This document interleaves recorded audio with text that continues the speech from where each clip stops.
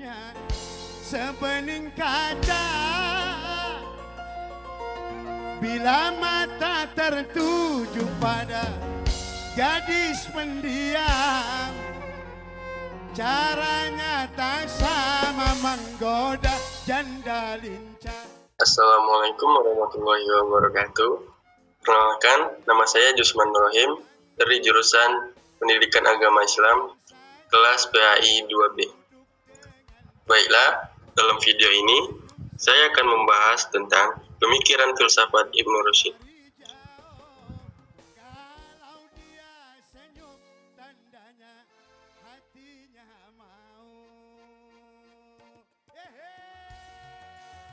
Semuanya, ya salam, ya salam.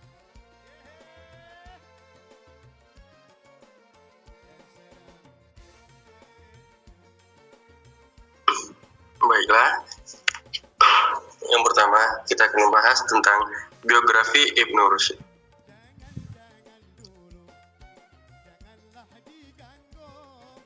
Ibnu Rushd dengan nama lengkap Muhammad bin Ahmad bin Muhammad Rushd yang juga memiliki gelar Abdul Walid, lahir pada tahun 520 Hijriah 1126 Masehi di kota Cordova, Andalusia atau sekarang disebut dengan Spanyol.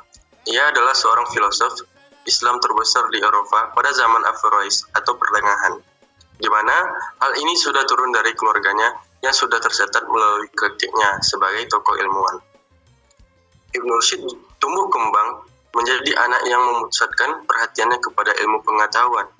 Hal ini terlihat dari kakeknya yang bukan hanya menjabat sebagai qadhi atau hakim yang membuat keputusan berdasarkan syariat Islam di Cordova, tapi juga meninggalkan begitu banyak karya ilmiah yang berpengaruh di Spanyol. Begitu pula keluarganya yang begitu peka terhadap ilmu pengetahuan. Ibnu Rushd memang pandai dalam berbagai bidang disiplin ilmu. Akan tetapi, sebagai filosof, ia memfokuskan kajian terhadap komentar dan kritiknya pada etika, politik, dan metafisika. Ibnu Rushd terkenal dengan kontribusinya dalam bidang filsafat, mengingat beliau fokus pada karya-karya Aristoteles. Dalam pemikiran Ibnu Rushd, ia berpendapat bahwa ada dua jenis kebenaran, yakni kebenaran filosofis yang didapat melalui penalaran dan kebenaran agama yang diberikan melalui wahyu. Ada banyak sekali filosof, bahkan yang bukan filosof pun, merasa bahwa pembahasan mengenal hal ini akan menimbulkan pertentangan. Maka dari itu, menurut Ibnu Rushd, kedua kubu ini dapat secara seimbang diterima oleh kalangan pemikir apabila dapat diinterpretasikan dengan benar dan seksama.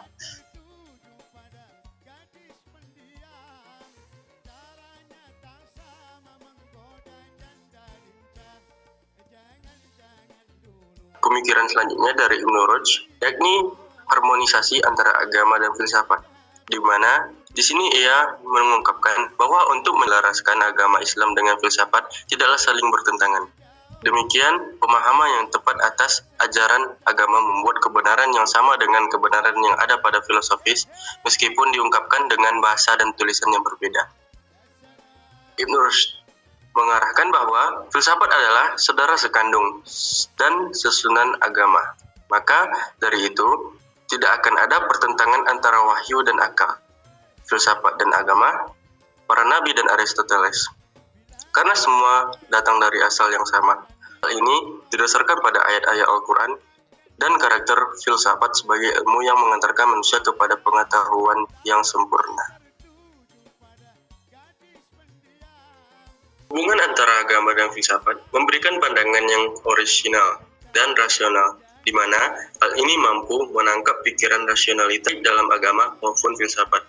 Rasionalitas Ibnu Rushd sendiri dapat terlihat dari argumentasinya dalam memahami isu dalam akidah Islam.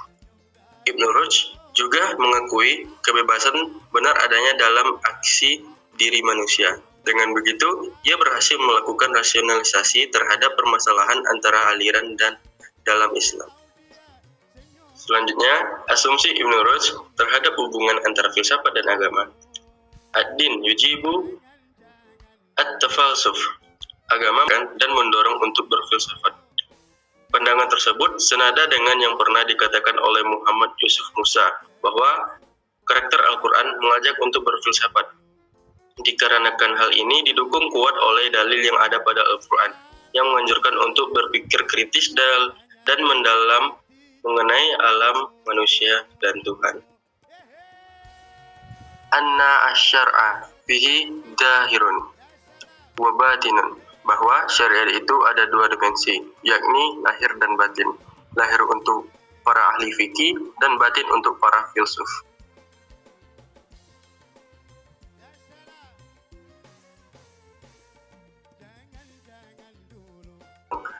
Anna at-ta'wil dahruriyun li al-khairi asy-syari'ah wal hikmah au ad-din wal falsafah, bahwa takwil adalah keharusan untuk kebaikan syariat dan filsafat supaya memudahkan pendalaman pemikiran.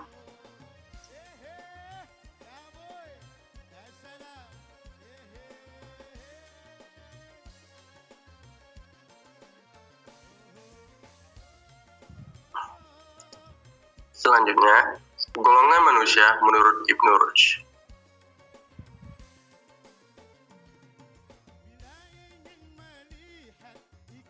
Burhaniyat atau kalangan filosof yang berpegang pada argumen demonstratif, yang artinya argumen tersebut diwadahi oleh proposisi yang sifatnya dapat diterima sebagai kebenaran tanpa pembuktian.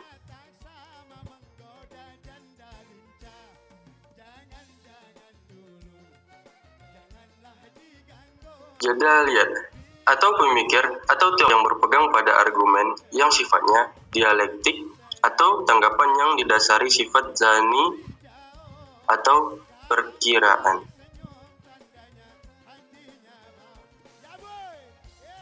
Kitabiyat atau kaum yang berpegang pada argumen dengan sifat tekstual, retorik.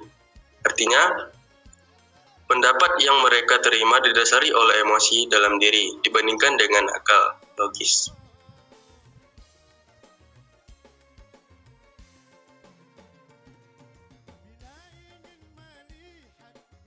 Tentang ilmu pengetahuan dibagi menjadi dua, yakni ilmu teoritis adalah ilmu yang bertujuan untuk mengetahui dan mengenal esensi ilmu dalam kehidupan.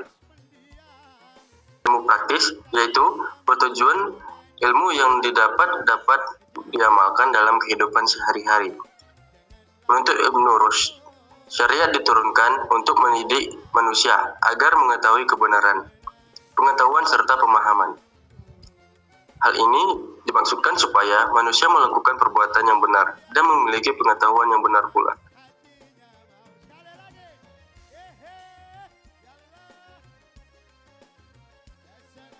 Karya-karya Ibnu Rushd.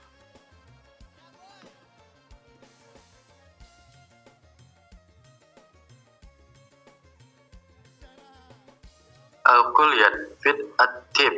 Kitab ini dikenal di kalangan ilmuwan pada bidang penyembuhan. Dalam tulisannya, ini berisi prinsip ilmu yang bekerja di dalam tubuh manusia, baik ketika sakit maupun saat sedang sehat. Pada abad ke-12, buku ini sudah diterjemahkan ke dalam bahasa Latin dan judulnya diganti menjadi Kulliyat. Bidayat Al-Mujtahid berisi tentang ilmu hukum Islam yang tertulis pada tahun 1168 Masehi. Buku ini adalah rangkuman sejarah mazhab di dalam hukum Islam, mendiskusikan bagaimana tiap mazhab dapat menyimpulkan masing-masing pendapat.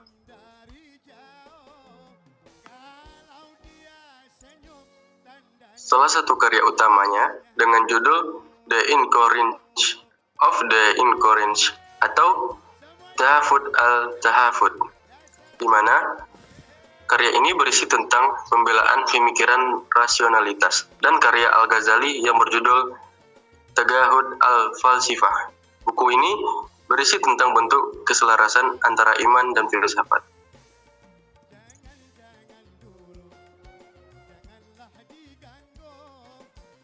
Ibnu Rushd sebagai filsuf yang gemar mengulas pemikiran dari filosof Aristoteles juga menerbitkan tulisannya di beberapa bidang, seperti dalam bidang fisika dengan judul Uraian Fisika Aristoteles, uraian tentang eksistensi dan kerusakan menurut Aristoteles, dan uraian tentang binatang karya Aristoteles, Dalam bidang metafisika, terdapat buku dengan judul Uraian Metafisika Aristoteles dan Uraian tentang Jiwa karya Aristoteles.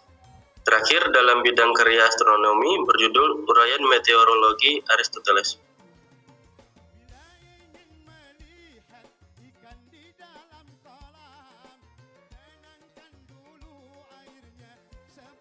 Baiklah, akhir dari video ini, saya akan menyimpulkan sedikit tentang Ibnu Rushd. Ibnu Rushd adalah seorang filsuf terkenal yang lahir di Spanyol. Ia hidup dengan tumbuh kembang bersama ilmu pengetahuan sehingga membuat pemikirannya kritis dalam mengulas pendapat maupun pemikiran orang lain. Baiklah, mungkin hanya itu yang saya dapat sampaikan tentang kajian pemikiran filsafat Ibnu Rushd. Lebih dan kurangnya saya mohon maaf, saya pamit undur diri. Wassalamualaikum warahmatullahi wabarakatuh.